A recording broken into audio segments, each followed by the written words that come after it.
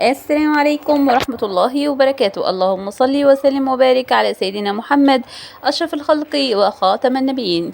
من موقع ديزات نيوز، أفادت مصادر عدة من الاتحاد الجزائري لكرة القدم أن الرئيس الجديد للفافا وليد صادي اتصل يوم الخميس بالناخب الوطني جمال بالماضي هاتفيا للتواصل معه ومعرفة انطباعاته والمشاكل التي يواجهها أو يشتكي منها قبل تربص الخضر المقرر شهر أكتوبر القادم. وبحسب المصادر فإن رئيس الفافا منحه الضمانات اللازمة للناخب الوطني جمال بالماضي بشأن إمكانية العمل تحسبا للتربص المقبل، والخاص تحسبا لمباراتين الرأس الأخضر ومصر.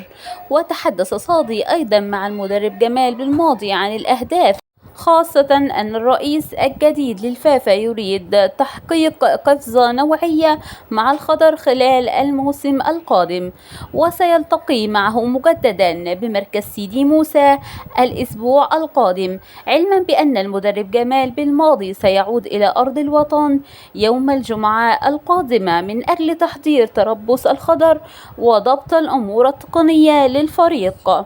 وبالنهاية، إذا أعجبكم الفيديو لا تنسوا الاشتراك بالقناة وتفعيل زر الجرس يصلكم كل جديد. دمتم في أمان الله، والسلام عليكم ورحمة الله وبركاته.